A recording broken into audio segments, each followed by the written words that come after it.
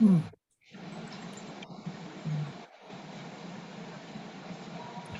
How the hell did I get this?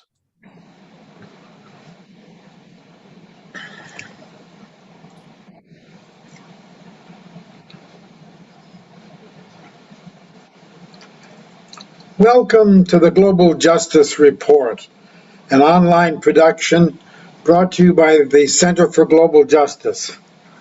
I'm Cliff Durand, your host for today. The Center for Global Justice, El Centro para la Justicia Global, is a multinational and bilingual research center located in San Miguel de Allende, Mexico. The center is devoted to research and learning for a better world and empowering a solidarity economy.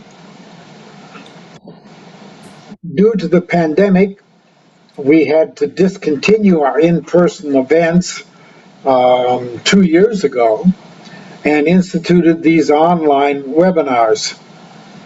Without our previous revenue-generating programs, we now depend on your donations to support these webinars and to be able to continue to pay our Mexican staff. We hope that you will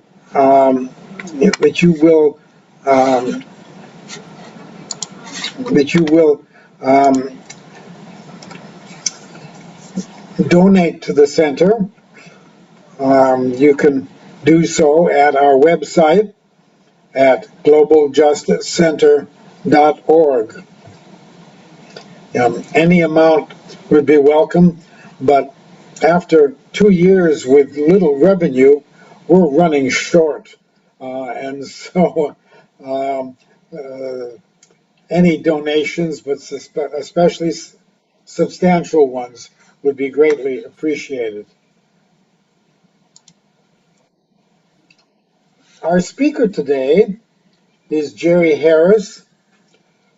He is head of the Global Studies Association and a very familiar speaker to global justice audiences.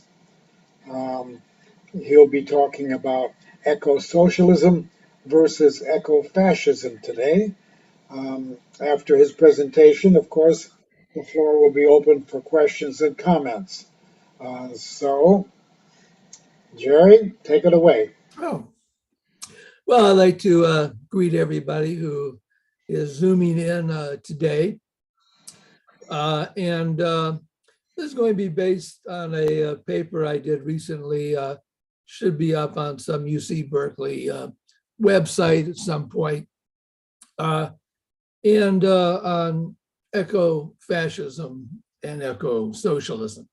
You know, there are conscious eco-fascists, people who define themselves as such, but they're few.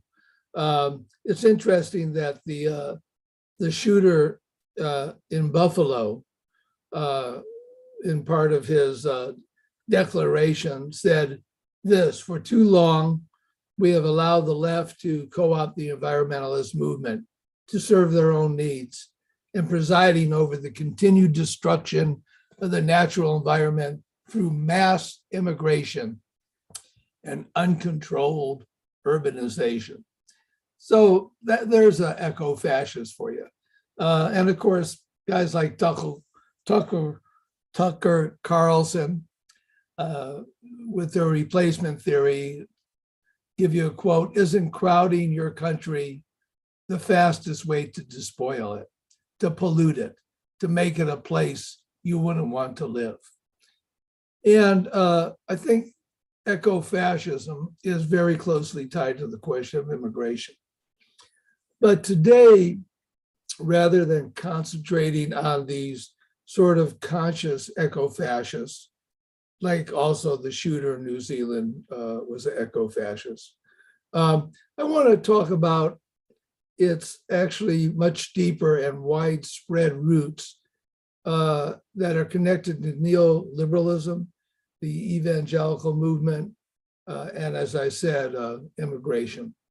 So I'll be talking about it from mainly that point of view, and then go into green sustainable capitalism and give a short critique of that, and then the eco-socialist alternative. So Rosa Luxemburg, as we know, famously once said that, the world is faced with barbarism or socialism. And today I think we could redefine that to we're faced with eco-socialism or eco-fascism. There are ongoing attempts to modernize the means of production and finance the transition to sort of green capitalism through market mechanisms. But social relations that prioritize profits over social well-being make the necessary changes virtually impossible. Moreover, capitalist ideology insists that corporate profitability is the only path that leads to a sustainable future. And that is simply a dogmatic worldview that limits solutions to upholding the very system that's produced the crisis. So such a path may not eliminate humans from the face of the earth, but it will certainly consign the survivors to live in a much harsher world.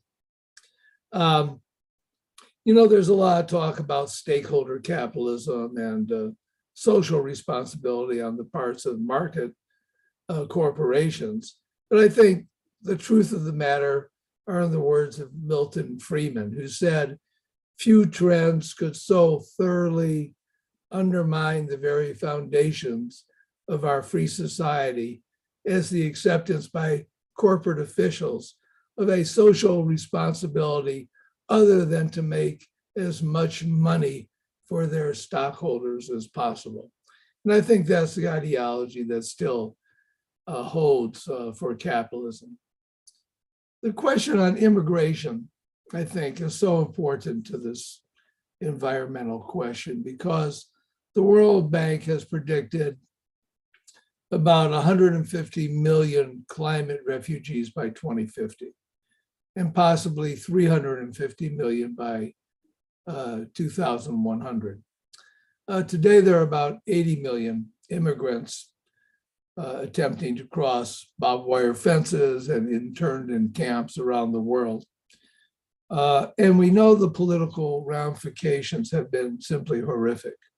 The rapid escalation of xenophobia and racism, the growth of reactionary nationalism and neo-fascist parties throughout the advanced countries. So we can imagine what the doubling of immigration flows over the next 30 years will produce. It'll be like rocket fuel for the reactionary right and nationalists, as well as internal migrants too, like the 1930s with the Okies. So we could expect internal migrations to start picking up also. And there will start to become a struggle over livable land, over water, over housing, over government economic relief and social support services. Is there enough money for everybody? Health services, space in schools, all these things will start to be heightened in the struggle over resources. So the struggle over resources just isn't, oil and water. It's all these social aspects of how we live our daily lives that will come under greater and greater and greater stress when we think about mass migration and climate refugees throughout the world. The US intelligence community actually put out a report, and they said the national threat from climate change comes from three basic areas: border tensions, strategic competition over resources, and increased tensions in developing countries. And it's interesting, among the 11 most vulnerable countries to climate disruption were Guatemala and Haiti, two countries where we already have getting mass immigration from, North Korea, Pakistan, India, Iraq, and Afghanistan. These are among the top 11 countries. And when we think about the nuclear threat between Pakistan and India and the wars that we've already seen in Afghanistan and Iraq, we could imagine the implications of the future.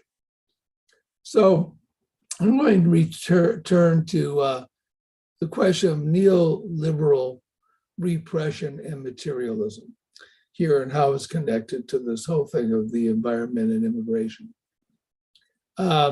Capitalism has always prioritized the individual society. And I want to quote here Margaret Thatcher, who stated back in '87, "I think we've gone through a period when too many children and people have been given to understand I have a problem and it's the government's job to cope with it. Or I have a problem, I will go out and get a grant to cope with it. I am homeless, the government must house me." And so they are casting their problems on society. And who is society? There is no such thing. There are individual men and women, and there are families, and no government can do anything except through people, and people look to themselves first. You know, the quintessential expression of neoliberal thought.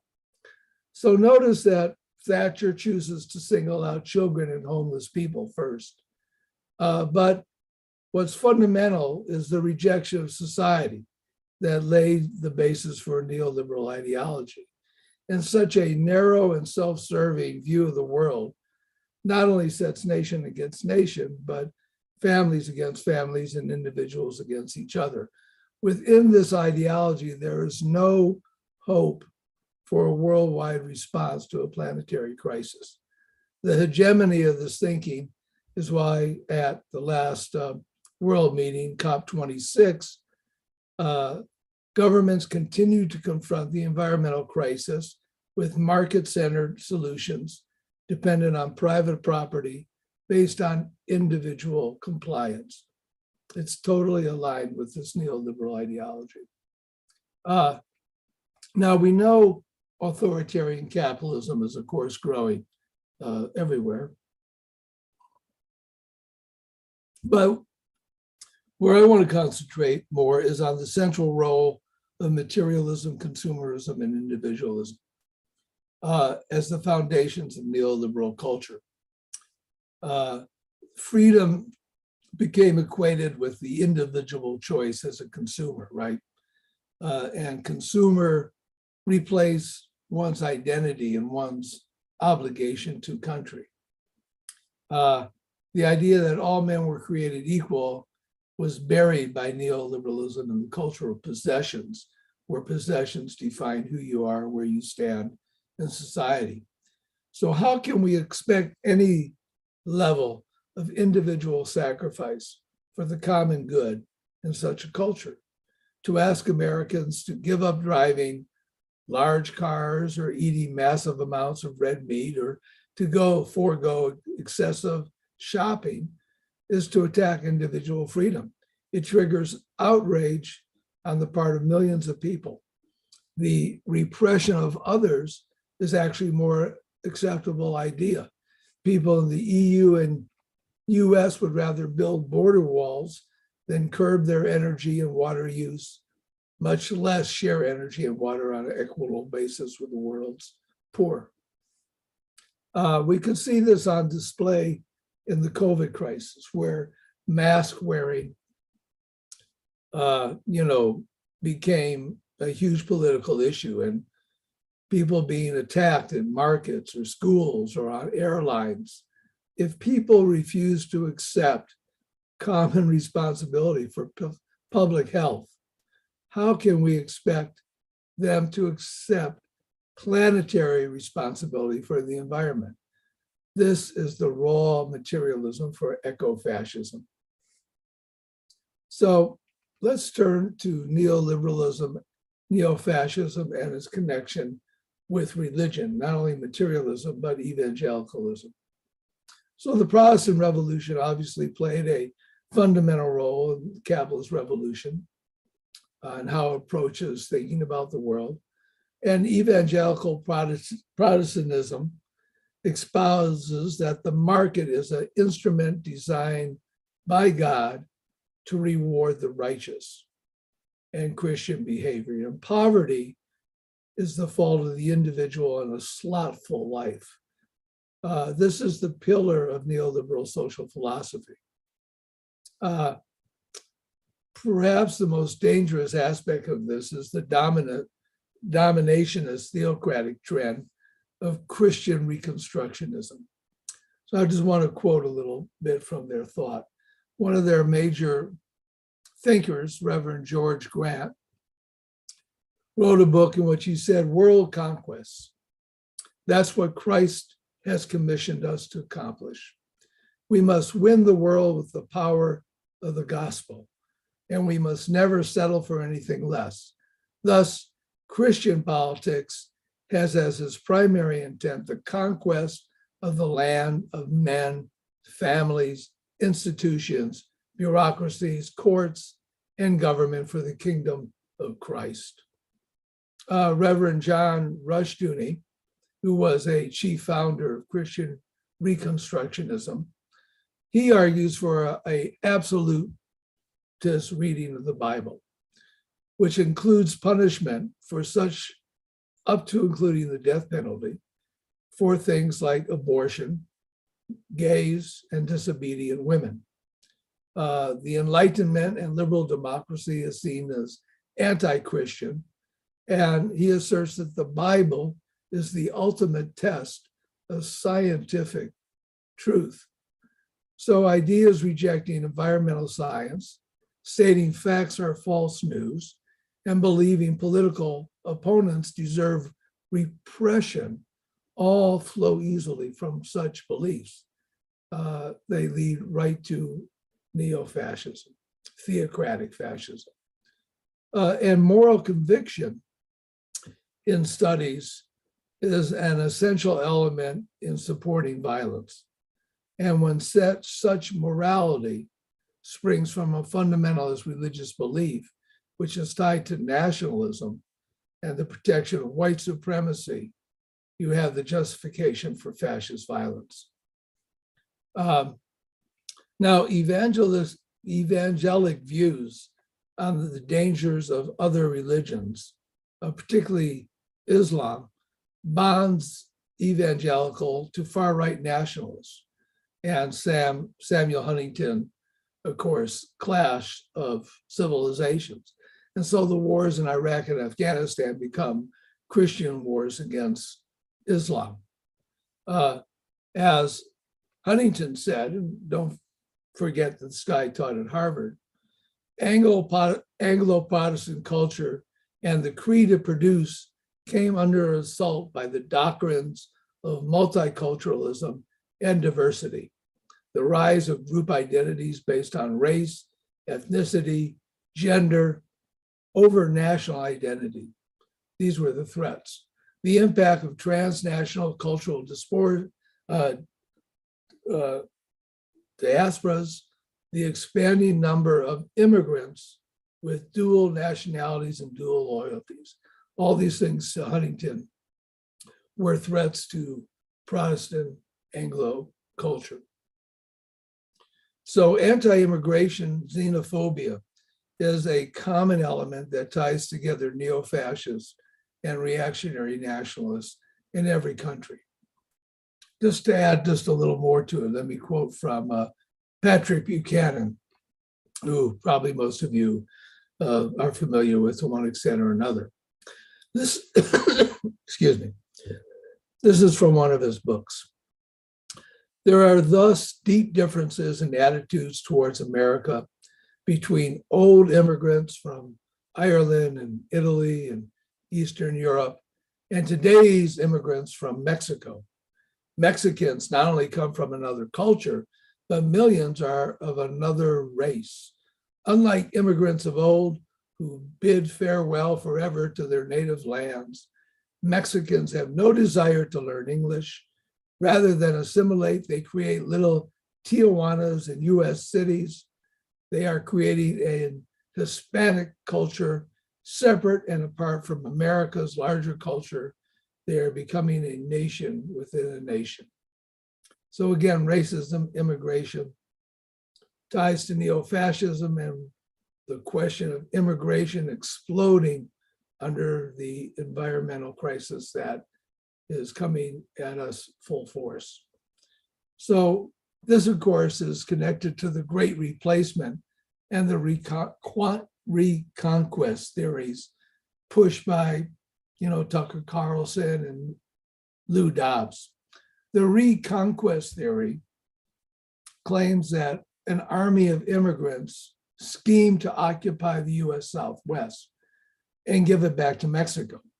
Of course, we took 2/3 of Mexico's national territory by annexing Texas and then the invasion of 1847, 1848. And thus, this scenario of immigration becomes a war to seize back territory. And the justification for internment camps, the separation of children from their parents, and the whole list of human rights abuses all become a defense of Anglo-Protestant civilization. So again, here we see fascism, neo-fascism connected to the immigration. Since the most affected by climate change will be people of color from the global South, nationalist xenophobia is the foundation for a broader ecofascism, as climate refugees begun to flood borders in ever greater numbers, and we can be certain that it will. A very important and interesting study was done at the University of Chicago, led by a guy named Robert Pate, and he led a study of the January 6th insurrection. And he found that 63% believed in the Great Replacement theory. His hypothesis going into the study is that the insurgents would come from white households whose incomes were dropping, the class sort of perspective of why people are going to Trump. But what he found was something quite different. And I'm quoting from his study. The one meaningful correlation emerged. Insurgents were much more likely to come from a county where the white share of the population was in decline. For every 1 point drop in a country's percentage of non-Hispanic whites, the likelihood of an insurgent hailing from that county increased by 25%. This was a strong link, and it was held in every state. So these declining areas are actually mainly in the suburbs and cities, not the rural areas where there's millions of white Trump supporters, but not many immigrants. The danger is coming, the violent danger is actually coming from this sort of different sector. And those who believe in the Great Replacement theory were nearly 4 times as likely to support violence to remove the president. And another study found there were about 28 million people who agreed with the statement that true American patriots may have to resort to violence to save the country. 28 million. So I think what the environmental crisis has produced is a cultural crisis. And it's a different cultural crisis than the ones that we usually talk about, abortion, gays, transgender people, that type of thing as being what motivates the right. I think the constant images of massive fires, hurricanes, and floods propel the desire for order. On the one hand, individuals feel attacked by the very environment they live in. And on the other hand, they feel threatened by the people displaced by those very same forces. Fundamentalist religious beliefs leave adherents unable to comprehend and respond to the environmental crisis. Evangelicals reject the necessity of protecting our environment from exploitation because God created Earth and all its resources and all its animals for human use and benefit. The very idea of overexploitation is rejected. It follows that any activism that calls upon governments to expand regulatory environmental supervision needs to be opposed. Not only is it not necessary, it's actually a conspiracy to expand the secular power using false science. The environmental crisis also upends the entire foundational mythology of the US. The idea of the self-sufficient pioneer carving out civilization in a land of plenty, the eternally brave and independent individual providing for his family and graced by God, crumbles under the weight of a crisis that no individual can overcome. Impossible to ignore is that the land is no longer bountiful, but now a hostile force that can destroy your home and threaten your survival. Turning to the government for relief, when relief is only for the undeserving minorities, turns shame into anger, and neo-fascism has an answer for that anger and a target. So, of course, this entire belief system ignores genocide against indigenous people, stealing their land, the vast riches made off of enslaved labor. And these inconvenient truths lay at the root of white supremacy, characterized as liberal woke propaganda. Neo-fascism allows people to continue to deny that reality and reinforces racist ideology by targeting climate refugees as competitor for shrinking resources. So I want to go on to green capitalism at this point. But I wanted to try in that first part to lay a basis of understanding that ecofascism has a much broader base in society than just sort of the committed ideologues of fascism.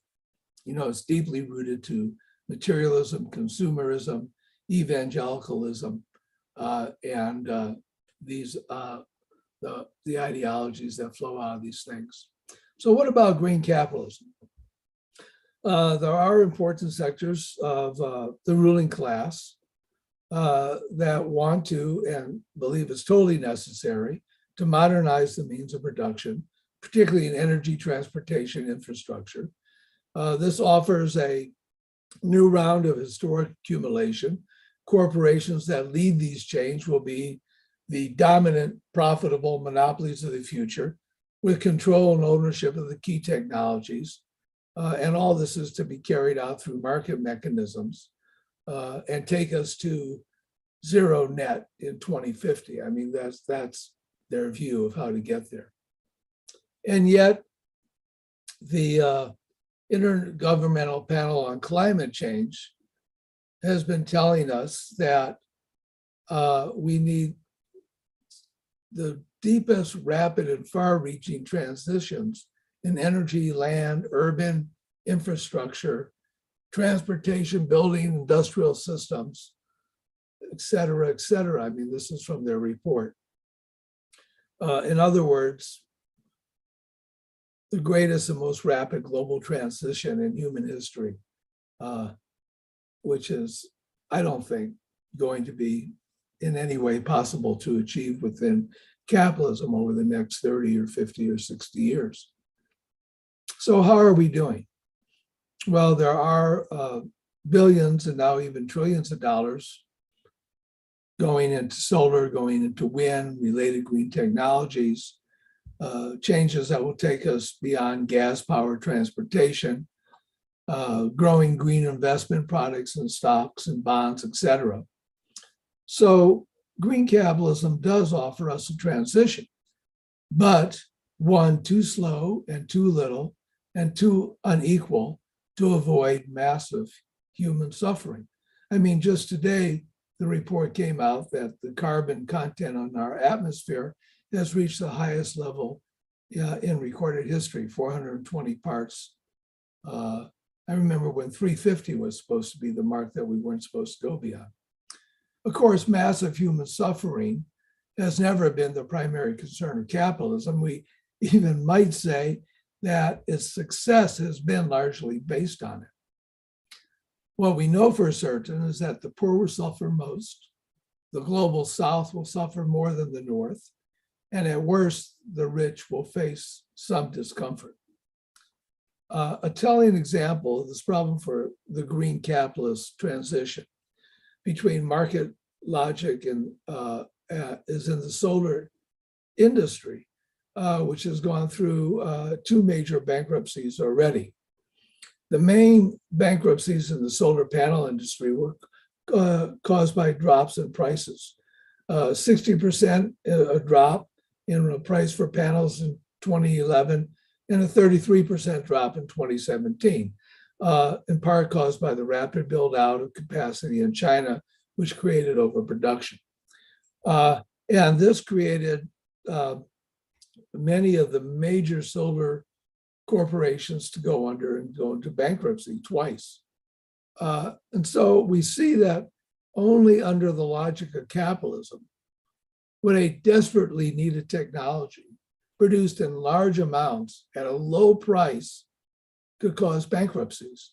Exactly what we need isn't the concern of the market. The fate of the planet hangs on profit margins.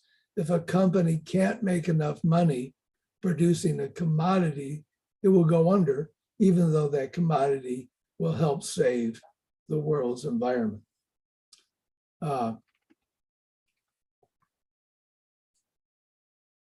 So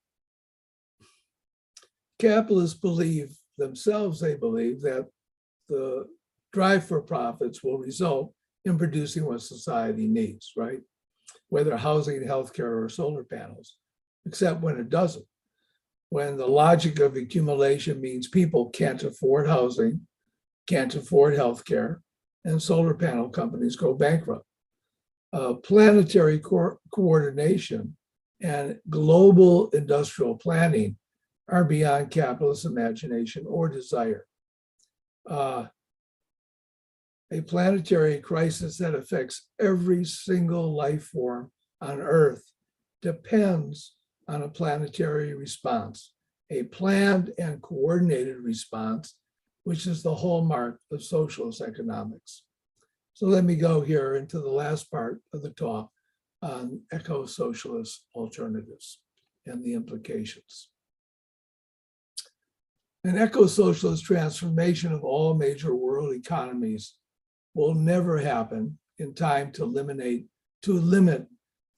climate warming to 1.5 degrees, or even, I believe, 2.5. Let's just consider the US political landscape. It would necessitate the collapse of the Republican Party, similar to the collapse of the Whig Party shortly before the Civil War. A more probable outcome is that the Republicans will retake Congress and the White House at some point and institute another withdrawal of action on the environment, or in fact, actually an active sabotage of environmental reform. In fact, in France, Marine Le Pen has called for the dismantling of the country's 9,000 wind turbines. This leaves eco-socialism as a social movement rather than as a consistent governing philosophy and policy. Therefore, the left needs to function within the framework of coalition or united front politics. And here I'm talking about united front politics and policy with high-tech green manufacturing, government initiatives, and social movements. Let me give you an example of what I'm talking about and what I believe it necessitates. I think the left should be advocating solar panels on every city and state and federal government building. Schools, post office, parks, public hospitals, driver license facilities, et cetera, et cetera. Um, and, solar panels on buildings and homes undercut the big utility companies and their hold on building giant wind turbine farms and giant solar farms and continuing to monopolize energy through that type of build out. This type of government instituted building of solar panels should be sourced from companies locally and regionally as much as possible.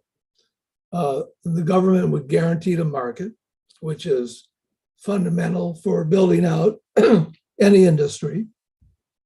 And we should involve the construction unions, as backward as some of them are. But what we're talking about here are a lot of permanent high-paying construction union jobs. And the demand on the construction unions should be the training of minority and female workers to be brought into those unions and from those schools and from those communities and from the public housing where the solar panels are being put up. Now, some people on the left are uncomfortable with an alliance with green business. In fact, uncomfortable with any business at all. It's simply the enemy, right? Corporations are the enemy. But unfortunately, the planet cannot wait for the eco-socialist revolution. The left is not producing, nor is it financing the transformation of the means of production.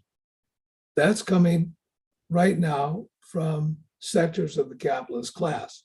We protest, we sit in, we write articles. Some of the left is involved in research and design and engineering.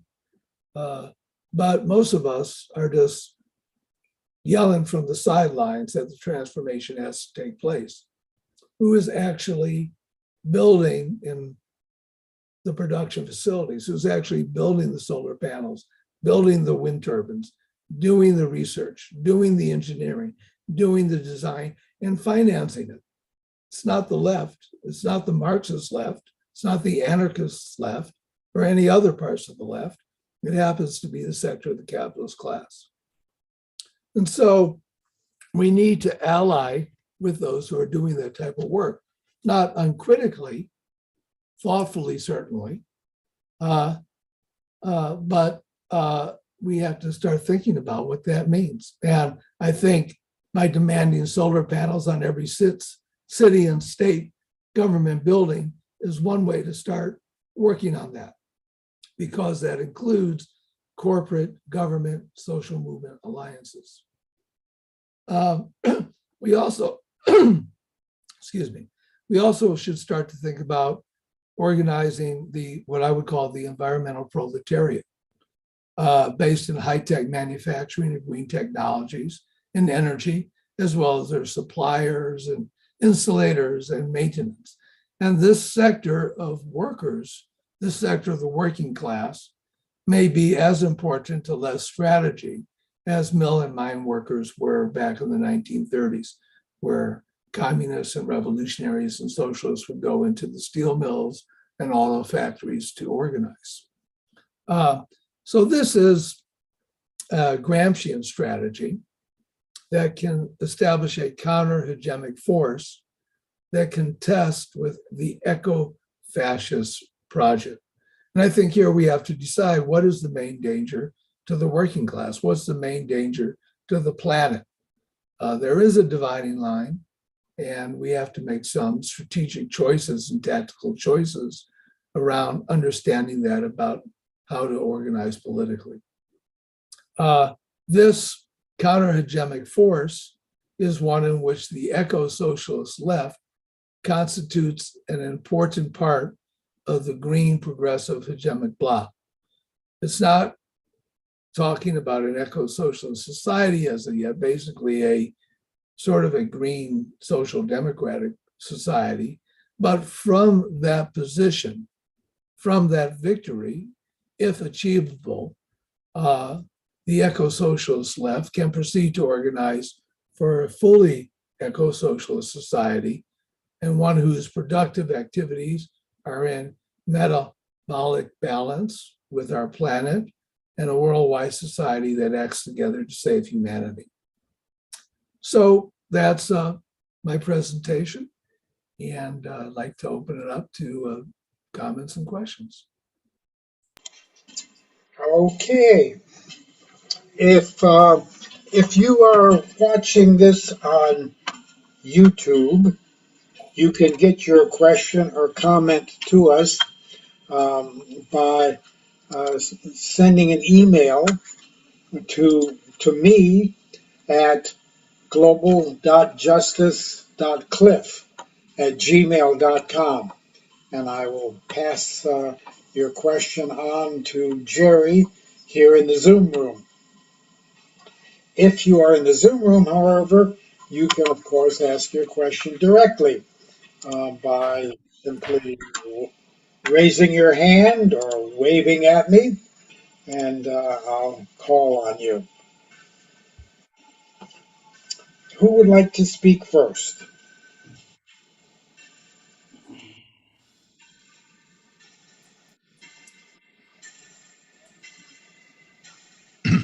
I'll throw my hat in the ring. Okay, Carl Davidson. It's no secret that Jerry and I agree on this topic, but there's some nuances that I would like to add.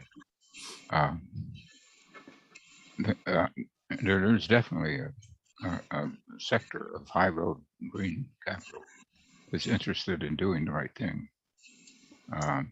They feel that they can make money on it. They might want to do it slightly different than we do. They might want to curb unions, or maybe not pay as well as could be, but nonetheless, there's a world of difference between them and the kind of eco-fascists that Jerry's talking about. They're quite, I don't know what the best word is, insane. If you if you read, I put a link in the chat. They go back to a guy named Rushdoony and some other people that started the changes within the Republican Party and the building up of this Christian fascism, for want of a better term. It may seem like an oxymoron, but and it's one of the wings of the Republican Party right now. There's some tension between them and Trump's right-wing populists and armed fascist groups.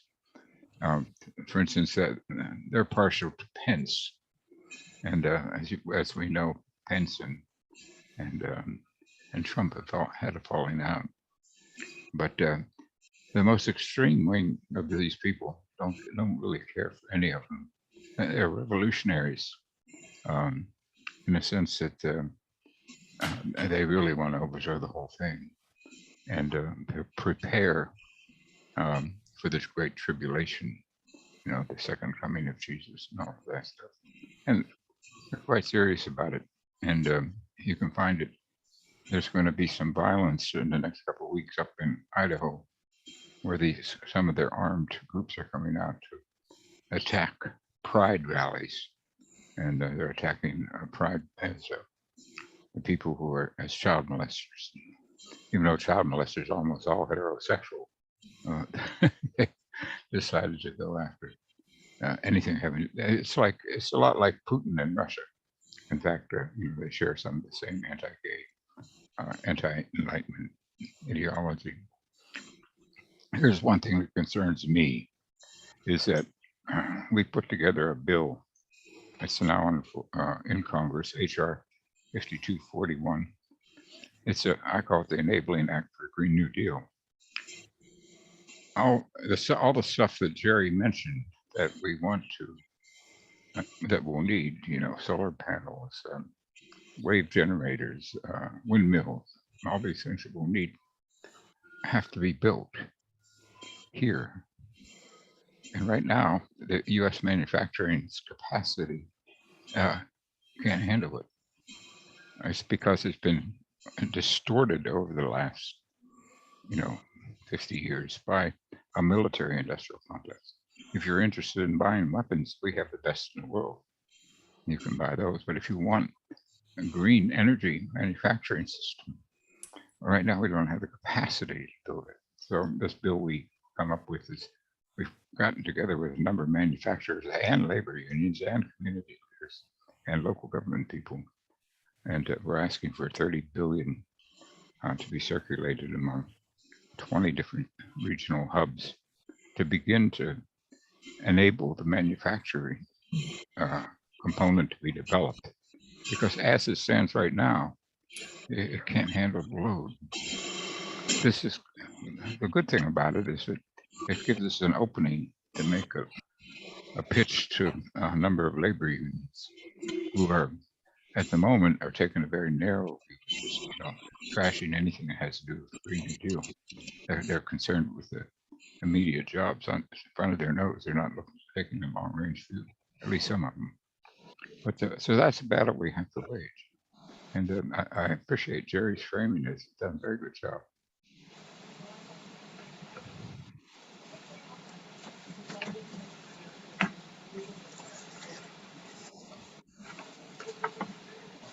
The book I put in the link, by the way, it's an audio book, but it's free. It doesn't cost anything. You can just put it on your phone and listen to it. It's by one of our left-wing conservative journalists. His name escapes me at the moment, but it's very, very well done. All right, Jürgen Allers. Yeah, I appreciated the comments that Jerry made. And I was just curious, if I heard you correctly, you had mentioned, which makes sense, that the fascistic right desires order. Did I understand that correctly? Yes. Yeah, and that makes sense. But they also like to deregulate. It would seem to me, if you want order, you need to have regulations. But there seems to be a contradiction between order and the drive to deregulate. So I'd like for you, if you could, to just give a little bit more expounding on that, because it's such a clear contradiction to me. It's a good point to bring out. I think your drive for order is directed towards control over human beings, not the environment, which they see as sort of uncontrollable, just there. So the order over a woman's body and abortion, Right. The order over thought and what books we read, etc. But it's not uncommon for contradictions to exist in all these things. So you can say they're against regulations on guns, right, on human freedom, Right. which they define as human freedom. And they define freedom as the right to exploit the environment also. So I think we find both these things, and contradictory ideas that you could hold in your mind, I don't think is uncommon among folks, including us. I see also that John Redden is sort of is bringing out this question too, because he's asking here in the chat, is there a clear difference between reactionary right-wing, transnational conservative, and eco-fascists? Is the difference in terming camps and right-wing fundamentalist religion? And I think, yeah, there's all sorts of splits within the right as well as splits within the left, right? Right? I mean, everybody is split in different ways. I just read an interesting article by actually a conservative writer who said that, and this goes to this question of freedom, that the Trump MAGA base idea of freedom is really rooted in this individualism and doing what the hell I want, sort of the the great Western outlaw mentality. You can't tell me what to do, don't tell me to wear a mask, and this type of thing. Well, the ideas of the Christian fundamentalists are much more stricter in terms of a moral code, right? The and driving questions around like abortion and gays and transgender and sexuality and these questions. And so there are some contradictions between these camps, but we remember there are contradictions in among the Nazis going into World War II, right? And the eradication of the brown shirt faction. So I think it's important to try to understand those things better, because I think it perhaps will help to inform our political strategy better. So it needs more study. And Carl has done a lot of study on this too. I mean, this as his work on the splits within both the Republican and Democratic Party indicates, you know.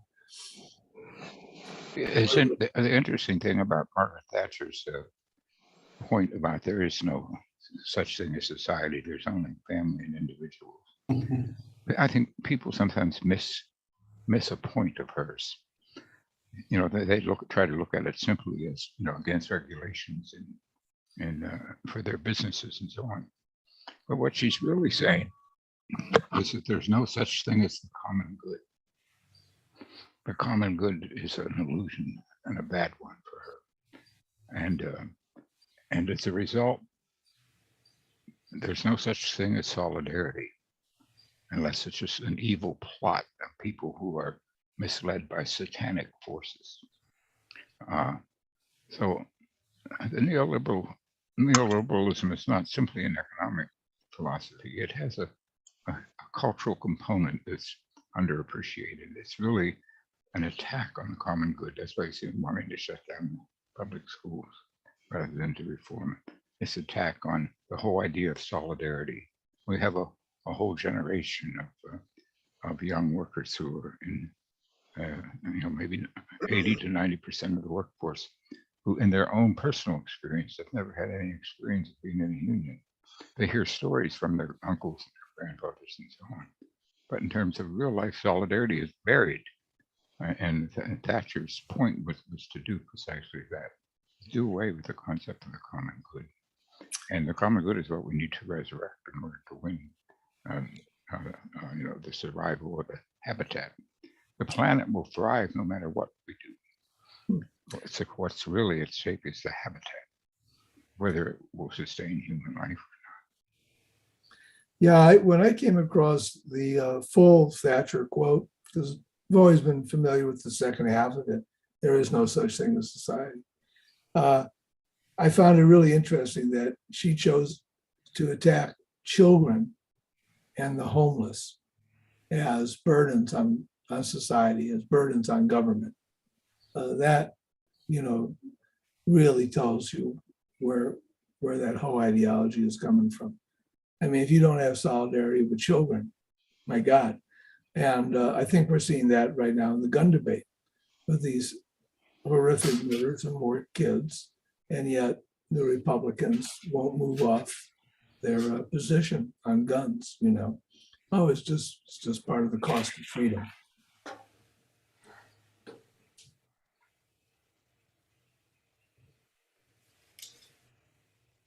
I'd just like to introduce an observation.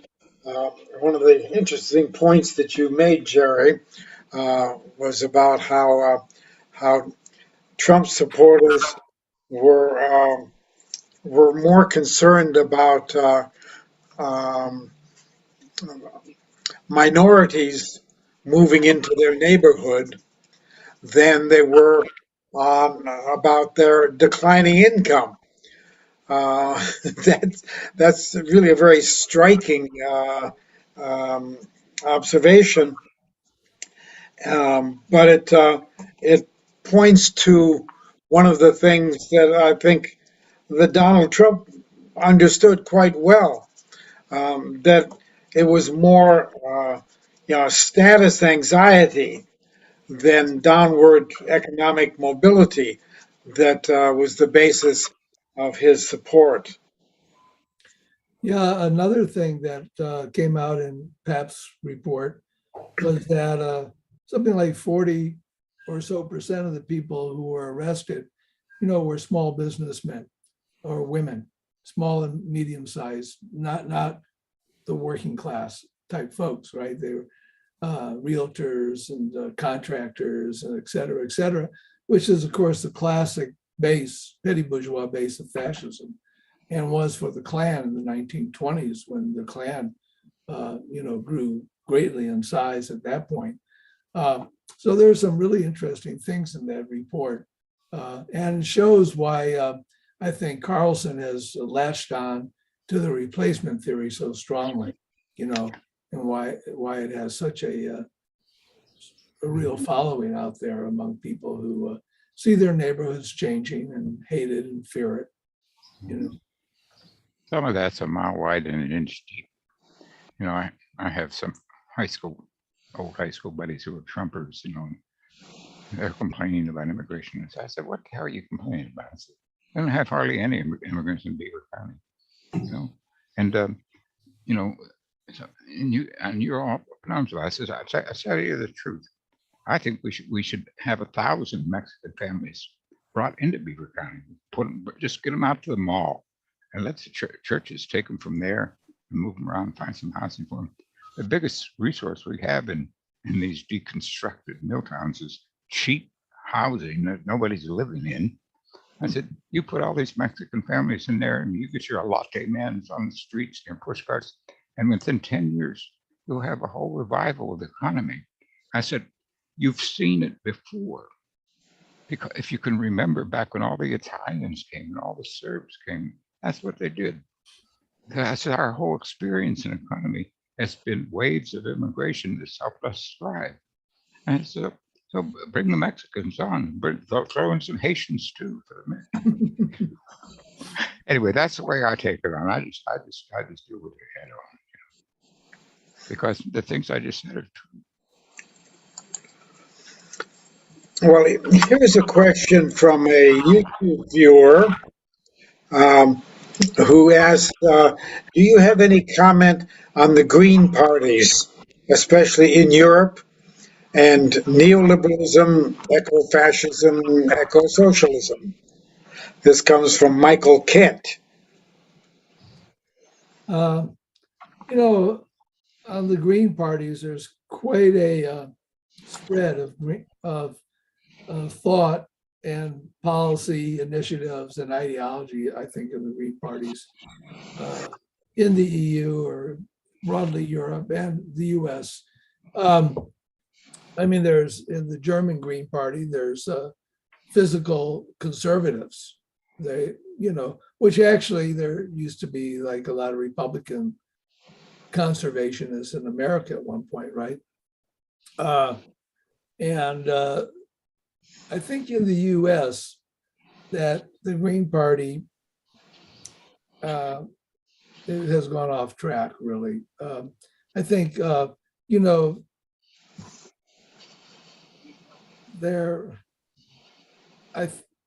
they're not a united front organization at all. I think mainly they've turned into sort of a left sectarian organization.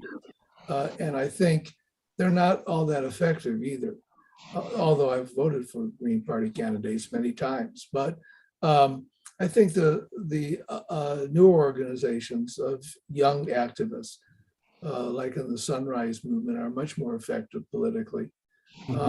And are much more sophisticated in what they're doing. I remember talking back a good number of years ago to one of the main organizers of the Student Green Party movement. They had chapters in campuses all over the country. And they had a national convention, and the anarchists in the Green Party refused to establish a central office, which was crazy. And the Green Campus Party, their organizations on campuses fell apart within 2 years. So I think those types of trends and influences within the Green Party in the US they're just not at the forefront of the environmental struggle at all. I don't think at this point. I think they're tailing behind what's really essential and what's going on. And the constant debate among many Greens in Europe as to whether to take part in governments or to not take part in governments and what that means. But obviously they have a larger electoral base in Europe, which is good, and have developed a lot of different sort of like new Green Deal ideas there, and are having greater influence than they have here.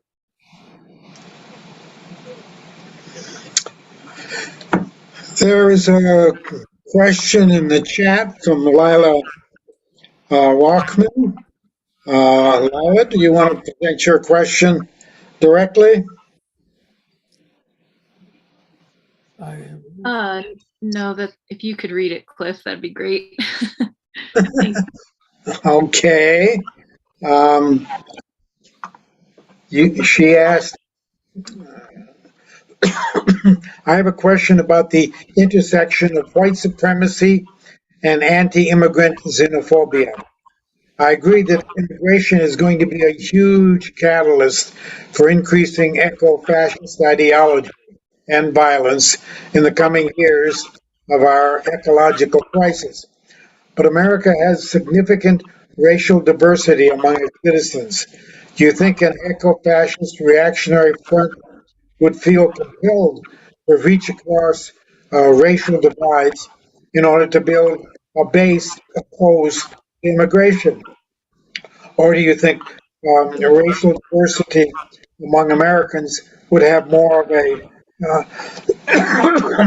fracturing effect on and be more of an obstacle excuse me, for an eco-fascist base? I suppose any answer to this would be speculative, but I'd be curious to hear your response on the matter.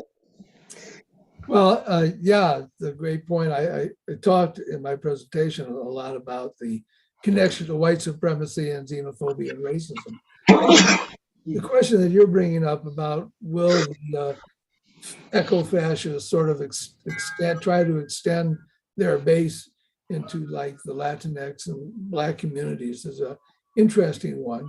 I think there is already some indication that they can cross, right? Because Trump increases vote among Blacks and increases votes in the Latinx community. So like in Uvalde, where the shooting just happened, overwhelmingly Latinx community went strongly for Trump in the election. And many of those families have members who are border guards. And we also forget, for example, that even Cesar Chavez came out against immigration, illegal immigration, and called on workers in the fields and the farm workers to turn in, immigrants without papers to the police, which caused a great controversy towards the end of his life and meant that a lot of people actually walked away from the farm workers. So that contradiction has been there for a long time. I think obviously sectors of the Black community have also been felt that conflict with the Latinx community in terms of jobs and access to resources also. So those contradictions are there for the eco-fascists to play with. But I also think that because racism is so fundamental to the sort of fascist ideology, that they'll never have a broad and deep base within those communities. But they very well can have a base, I don't know, 10, 15%, maybe more. And that in itself is significant, unfortunately. Yeah. Well, here's another comment in the chat box from Liz Mestris. She asks, could you comment on what could be driving the recent wave of mass shootings?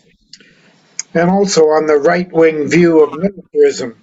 since the only opposition to the massive military aid to the Ukraine has come from the Republicans. What was the second half of that, Cliff? You broke up a little. Oh, okay. I got the part about the mass shootings. Yeah. The right-wing view of militarism, um, since the early opposition to the only opposition to the massive military aid to the Ukraine has come from the Republicans.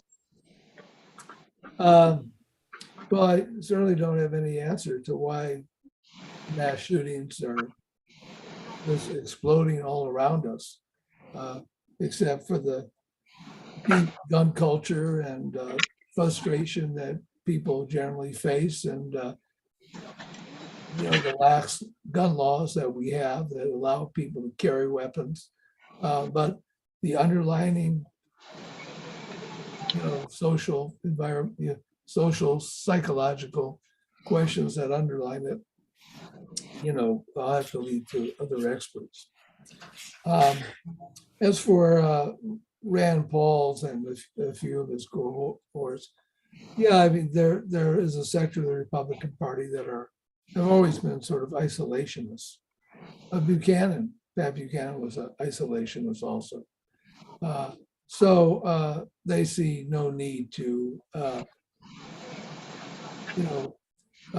get involved in the Ukraine or other parts of the world oftentimes. And we have to remember that Putin is sort of an iconic figure for many people on the right. I mean, Tucker Carlson and others have been Putin for many years, as well as the right in the EU. So I'm not surprised at some opposition to the funding bill, the funding has come, but there's so much support for the military industrial complex in this country that, I think those bills just have sailed through Congress. I will say, though, that I believe that the Ukrainians have the right to self-defense. And there's no indication to me that not giving arms to Ukraine will mean that the Russians will come to the peace table and say, okay, great, let's talk. I mean, Putin's position was Ukraine doesn't have a right to exist. That was his speech on the eve of the invasion. So is he going to stop if they don't get weapons? Or will he just march right to Kiev and march to take the entire coast of the Black Sea? I don't know. But I think everybody should be pushing for negotiations at this point. I see Norma Harrison has her hand up.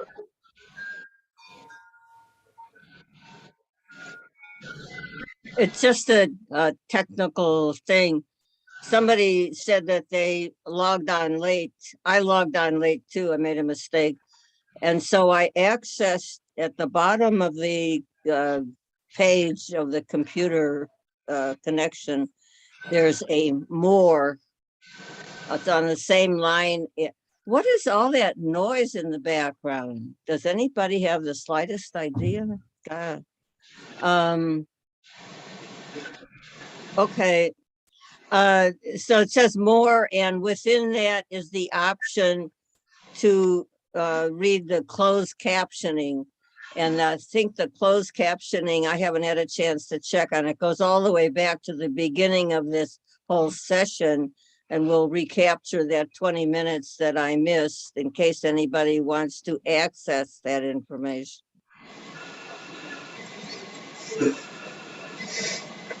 And you can copy it, you run your cursor over the chat box and copy it. You can copy the whole thing and put it on your Word, whatever you have it, to take verbiage in your computer. What is that noise? I don't know. Does anyone else hear it? Yeah, I can hear it, but I don't know where it's coming from. I don't. Oh, okay.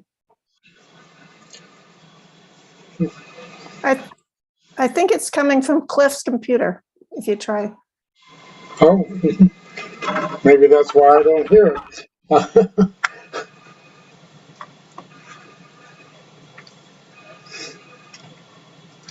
Okay, any other questions or Well, comments? if you want to talk about Ukraine, Russia, I would like to say something. It took me a couple of days after the military action began. I was very surprised to see that, in fact, the go word had been given to sending military to do something in Ukraine. It doesn't make sense from my estimation of what's going on, but it took me a while to go. Russia, the ex-Soviet Union, has been being invaded, targeted, attacked for 110 years. It has been being attacked because it established the Bolshevik Revolution. The Bolshevik Revolution was this tremendously heroic event historically. The idea that it needed to be crushed continues to this day. We've seen it go on. It is accompanied by horrendous and insistent insults, humiliation of Russia, which I think is a lot of the basis or a basis for a lot of Putin's responses that I don't want to take this shit no more kind of thing. This constant slap in the face of us having done a really good thing and now being insulted for it over and over again, which the US hegemony does constantly, and as best expressed by Trump. Trump turns everything good that we might have thought into a bad thing. He's very clever. That language is, I mean, people used to just call names a lot and change the thinking of audiences by doing that. But Trump was a master of removing the ability to think about things in any kind of a way that people had been thinking about it. They've changed their minds because of all the dirty words about concepts, actions, and so forth. So and I want to look up the idea that, or the fact, as you're saying, that Putin said of homosexuals that they were aggressors against children. That's a really sad. How could he come up with something like that? So I'll ask my comrades who are what you call Stalinists, because we believe that Stalin, or we think, we estimate, we analyze that Stalin was the great defender of the revolution. I love what you had to say. I always love the programs on this connection. The content is invaluable to me. Okay, I have been muted. Did that weird sound disappear? Yes. Okay, coming from my computer then. I don't know why that is, but in any case, are there any other questions or comments from anyone?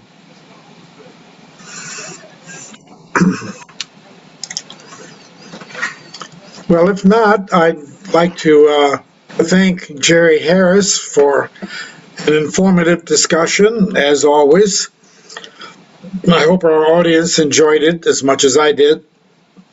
And I want to thank all of you who contributed to the discussion.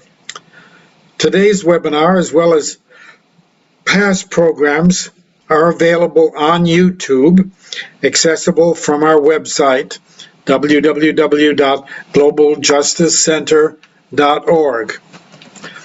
I hope you'll join us next Monday for our next webinar on the Alamo. We will talk with one of the authors of the book, Forget the Alamo, Analyzing the Heroic Anglo Myth. So hope that you can join us next Monday for that.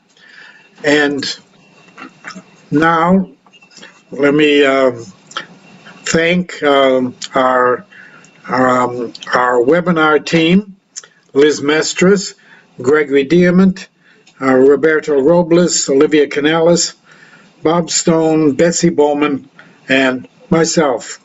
And now this is Cliff Durand signing off until Can I make another comment before you do that?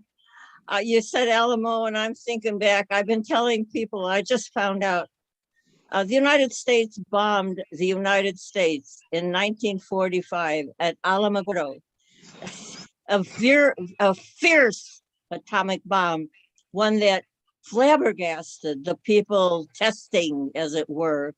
Not only, of course, did they do Hiroshima and Nagasaki and continue tests, dropping atomic bombs to this day. Anyway, they bombed the U.S. at Alamogordo, 1945.